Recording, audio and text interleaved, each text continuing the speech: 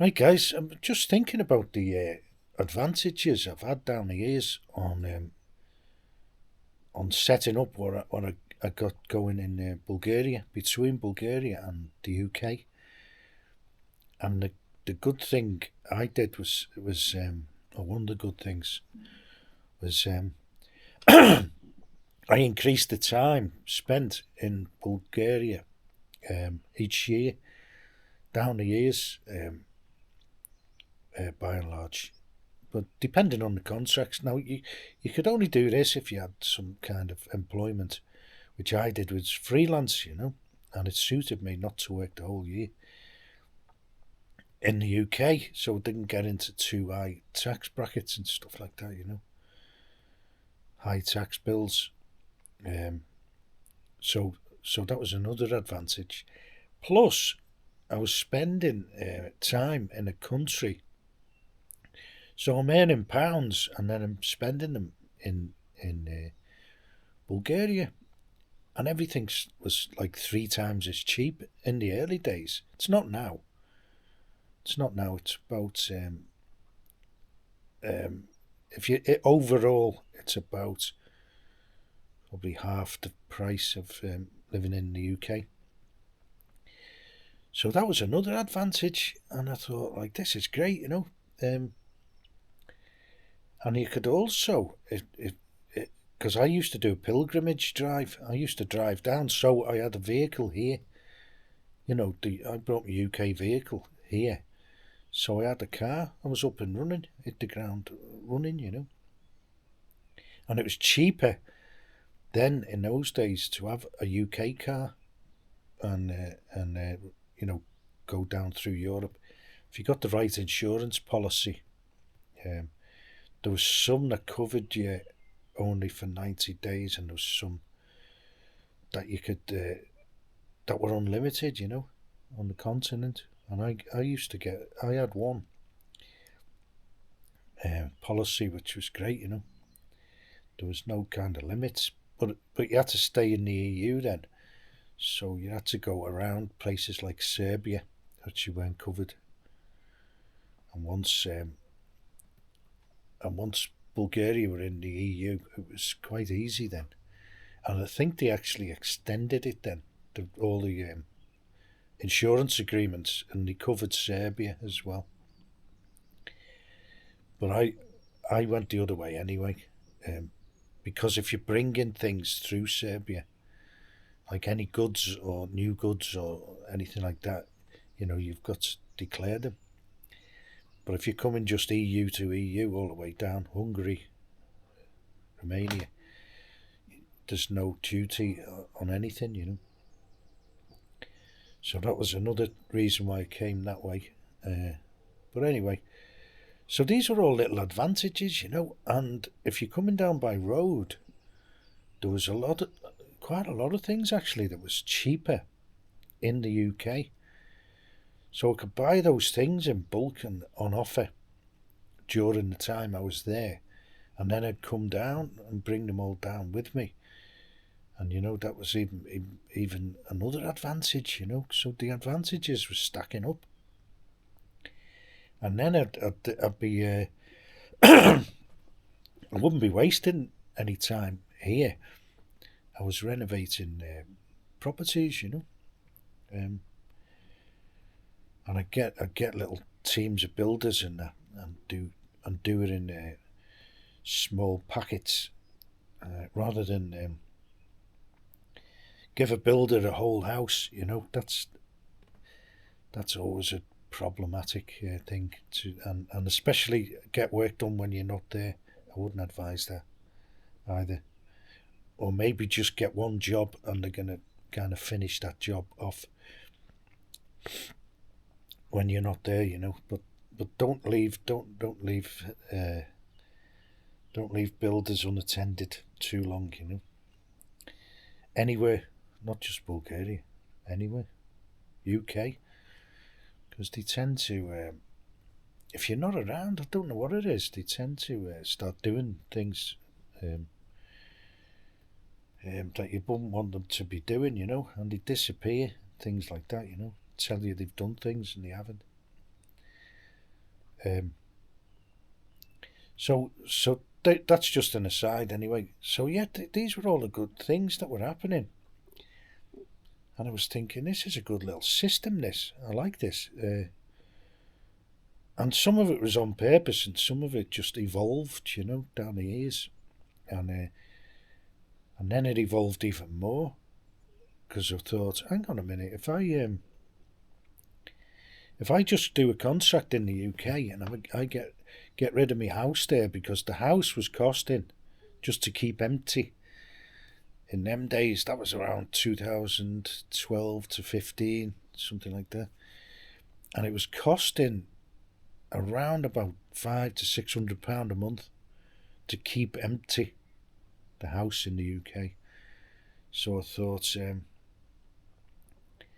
why don't I get rid of it, and then I can either get short lets or live in a caravan, which I did most of the time, and then I could put the caravan either in storage in the UK, or it turned out that I used to bring them down to Bulgaria because I kind of looked at buying caravans here because I thought they might be cheaper, to go and do the contracts, but they weren't. They were mega expensive in Bulgaria compared with the UK. You could get them for nothing in the UK, sometimes if you get them on eBay and that. And that, if you go on the ones which are you're bidding on them, and you just go in at the last minute on the ones that are ending very very soon, and just put a speculative bid in. I got a few good cheap ones like that, but sometimes the people wouldn't sell them. They didn't put a reserve on it. There was no reserve, but they came up with an excuse not to sell it because they just got caught out on the price. They thought they'd get some bids in at the last minute. But some of them did sell, and I got some very cheap caravans like that. And people, you get good deals on them anyway. When people split up and things like that, and the husband gets thrown out of the house, and they're left with this caravan that they don't want, and or anything like that, and they just want it off the drive, and they virtually give them away a lot of the time. And another good thing that transpired out of that was some of them were full of stuff, like pots and pans. I mean, all my pans and cutlery and everything here. And I've got a lot of the cables as well, which I use in the garden, and I convert them into like extension leads and just little things like that. Gas bottles, you get full gas bottles in them, so I'd bring them to Bulgaria, and I'd have like 6 months free gas, to cooking on it from these caravan things, and various other things, because I'd sell them without the gas bottle. I'd take all the stuff out of them, that I wanted anyway. And you could also split the awnings. You could, because the people here in Bulgaria, they tended not to use the awnings because they build proper canopies over them and stuff like that. They'd often sight them on the rivers and stuff where they go fishing, or they put them in the back garden, but they build around them and build a proper thing. So you could split the awnings, and you could sell the awnings either in the UK or here, So there was all these little asides, and the advantages I was getting by making this the base, and I was a migrant worker. I was just going there just to do a contract, and a lot of the time I knew where I was going and everything, and I purposely get places, contracts if I could, where there was good camping sites and stuff like that, or opportunities, or even cheap places where you could get a flat or whatever. Like Scotland was quite cheap at that time. I don't think anywhere's cheap now in the UK.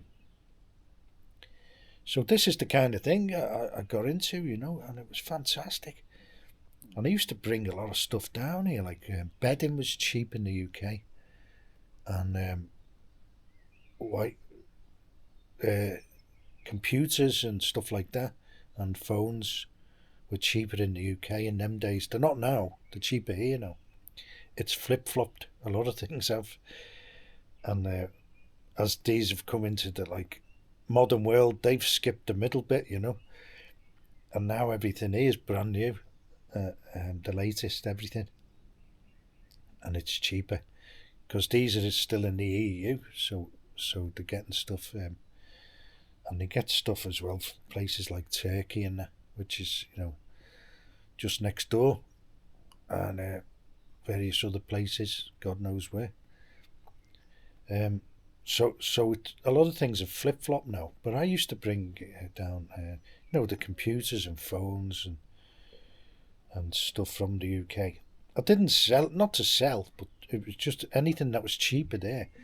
So you're getting like two comparisons, marketplaces, and there was other things like olive oil was one thing, much cheaper in the UK, and it's produced around here. Not in Bulgaria. I don't think they have much any.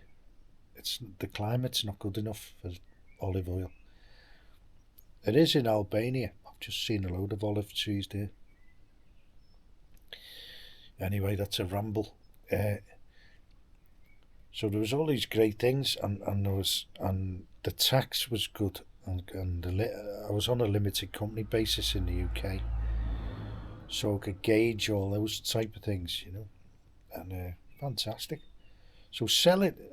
I used to bring 4x4s as well, the Jeeps. Every time I went back with nothing. Started from fresh, virtually every year. I'd spend a week in that. I'd go ahead of a contract if possible. Sometimes I had to go straight into the contract, which was a bit of a kind of. I was busy the first few weeks then trying to get the caravan together and all that. I'd just go into temporary accommodation somewhere for a couple of weeks, which wasn't the end of the world until I could get sorted with it, transport and a caravan, and that was the road train for every year, and I'd end up with a Jeep, not like a JEEP, although I did get one of them. Probably one of the worst cars I've ever had, and so I'd get a 4x4 SUV type vehicle and a caravan, and I'd be paying, I don't know, maybe $2,000 for an old Toyota or something like that, or Isuzu. I had a couple of Frontiers actually. They were okay. If you get the Isuzu engine one, they were good engines, the Isuzu Frontiers, and I got a couple of them, and Volvos. I got a few Volvos, but they didn't sell particularly well here. I don't think I sold the Volvos here. I sold them back in the UK. But they did like the 4x4s, and the caravans. In the end, it became a little bit kind of known for bringing caravans, and people were asking, can you bring some more, and this type of stuff. But I couldn't really, because the Jeep and the caravan, it would only really, it would kind of pay for the trip down, the profit I made on them, which wasn't a lot, I made a little bit of profit, but the main thing I used it for, and now here's another advantage, was changing money. I was changing money at a better rate, than I would if I just saved up the money and then come down, like say on a plane, and was saving on all that kind of stuff coming down on the plane, and then having to stock up everything here. I brought everything with me. It's fantastic, and a load of food. I'll tell you what was a lot cheaper as well in the UK, and I think it still is all the tin fish, tuna, and all the stuff like that. I used to fill the caravan up with all sorts of stuff. Sometimes it was getting a bit heavy, and tins of beans, which you can get here now, just as cheap. That's another thing that's flip flopped with the advent of Lidl, which is you can get the cheapest stuff now, and most things that you couldn't get here as well. That was another thing. There's stuff that you couldn't get here, like Yorkshire tea. You can get it now, but it's too expensive. But Yorkshire tea, I used to bring like those bin bags full of tea bags, and they go quick. You don't realise when you're living somewhere and you're just buying them every now and again how many you use. Because I'd do in the winter. 3 cups of tea a day. That's 3 tea bags. Unless you use them twice or dry them out. But yeah, that was another thing that I used to bring down, and a lot of people do that in Spain and places like that. It's always tea bags, because the tea bags they have in the continent are dreadful. They're awful. They have all these unrecognisable brands, and mostly with these string on them and all that, and they're like coloured water. It's not like a proper cup of tea. They're disgusting. There's one in Lidl which is passable, but it's nothing like Yorkshire tea, which is it's just called black tea in a yellow packet. It's passable. I use 2 bags, but I generally have mint tea here. But anyway, that's another ramble.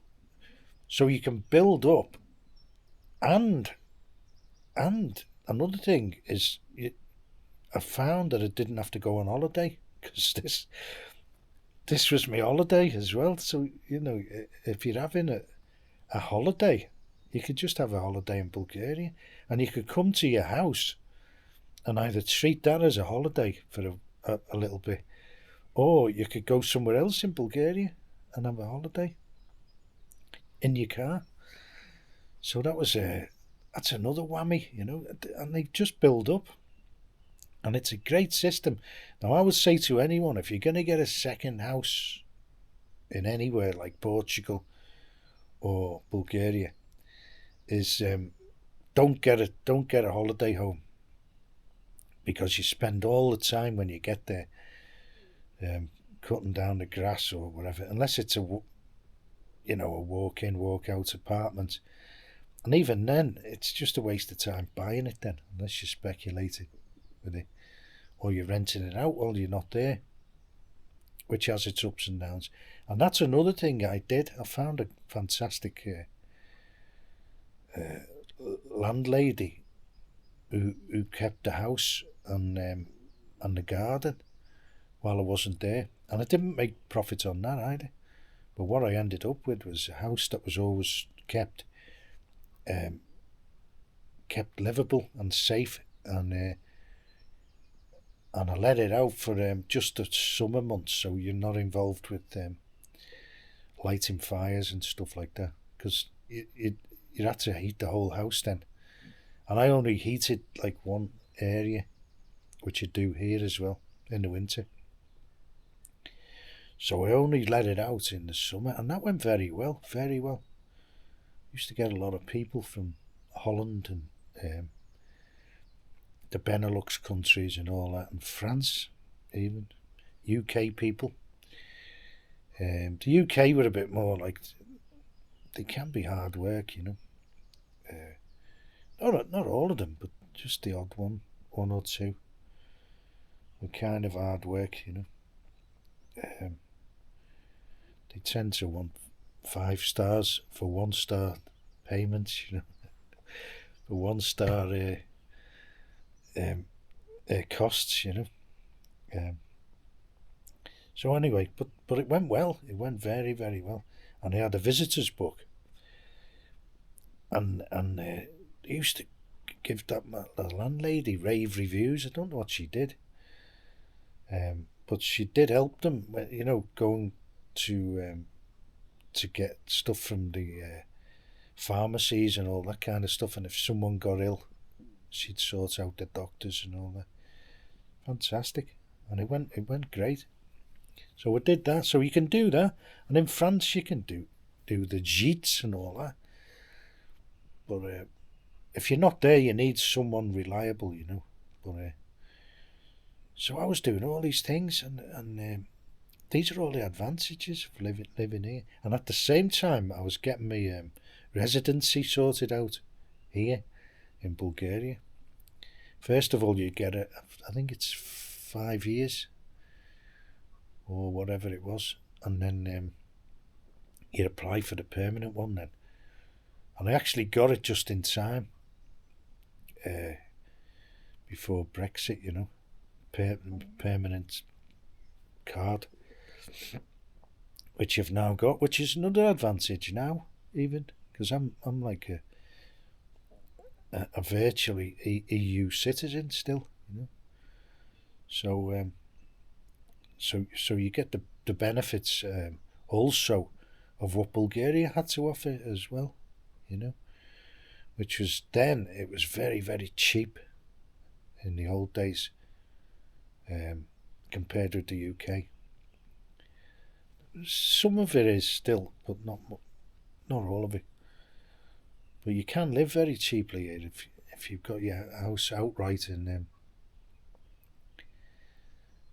you've got some and investments. There's another thing as well, which certain types of investments, if you're out of the UK for 5 years, which I'm just coming up to 5 years, then if you cash them in, you're not liable for capital gains tax in the UK, which is you know, another massive advantage, depending on how much you've got invested, that is, and how much you're going to take out per year, you know. So I'd probably just supplement if I ever get a pension, you know. It'd be great then to supplement it, live like a king, the frugal king. That's what I'll change the channel to, the frugal king. But, so yeah, that's all the great things, and you're learning all about a new country. But that was good, the kind of holiday thing. And I had a holiday on the way down. I drove down, and I started kind of meandering down, and I came down all different ways, you know. Down through Europe. I came virtually everywhere you can. One time I went all through Croatia, Montenegro, and another time, you know, you go through that's Slovenia as well that way, and you drop down through Austria, through Graz and all that. And I've been through Switzerland to Venice, Venezia, and get the ferry. I used to get the car ferry. I've done that 3 times, I think. There's 2 companies that do it. One's called Minoan Lines, and it was very cheap in them days, around about 2005, 6, 7. It was very cheap. I think it was €75 for a car, and it was a 24-hour crossing. You'd end up in Corfu, opposite, which is called Igoumenitsa, and it's just opposite Saranda, where I've just been in Albania, and that's where you land, and then you have to go through the mountains then, but it's all motorway now, through Greece, up through Greece to Bulgaria. That was another way, and then through Serbia. I've done that loads of times. If I wasn't towing a caravan and that, I'd go that way. You can go through Croatia and then Serbia. But those two places, they can be a bit like just a bit awkward on the border. They're not like nothing too drastic. But it was. I think a lot of it was between Serbia and Hungary. If you went that way, they kind of. I got the feeling that they didn't like each other, on the borders, and that the Serbia-Hungary border could be the most problematic, But all the other ways are great, If ever I could do it now, I come through Romania, and they built a bridge in the top northwest corner of Bulgaria, a place called Vidin, and there's a bridge there now. It's fantastic, and you come down through that way. But I've come every way that you probably possibly could, and I started using actually the Hull Rotterdam route, or Hull. What's the other one? There's another one, Hull somewhere else. And then you come through Holland then, and through northern Germany, then through the Czech Republic. You can come that way, and then through Slovakia. You just touch on Slovakia, just for a few miles, But the road taxes are quite high. The road tolls are quite high in Slovakia. It's more of a vignette. It's not like a toll road. It's like a tax, but you've got to pay for like a month or a week. It's quite expensive. But you can go on the like A roads and avoid the motorway, and you don't pay it then, which I did once, and that was all right actually. So I've been everywhere you possibly could, and I've been through Switzerland, Italy, that way, through all the big tunnels. Some huge tunnels in Switzerland. They like a tunnel there. They love them. One of them was over 20 kilometres where I went through. And there's the Mont Blanc tunnel. Then there's the other one. What's it called? Can't remember. So I've been every which way you can. Every which way you can. And even gone different ways through Hungary. I went round Lake Balaton one trip, through Graz, and then I went on the A roads then. I meandered through Hungary, and the roads weren't bad then, actually. They weren't bad at all. And then down through Romania. So I've done a lot of trips from the UK down here, and a lot of trips back up actually, which is quite depressing for me anyway. You always end up in Dover, and it's always raining for some reason, and you come up that hill outside Dover, and your heart sinks, because you're usually heading for another contract in the pouring rain, and you're also heading for the M25, which is in front of you, So, and then you get into this cold, lifeless house, and you got to bring it back to life,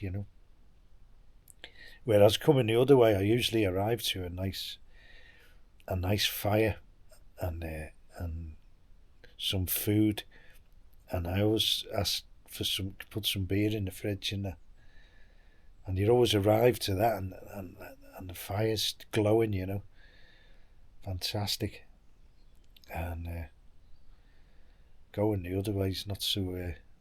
It's not so inspiring. And when you come down, everything gets cheaper as you're going through all the Eastern European countries. Everything's getting cheaper and cheaper, and it's the reverse when you go the other way. But back to dreary UK. Anyway, I hope you enjoyed that. Cheers.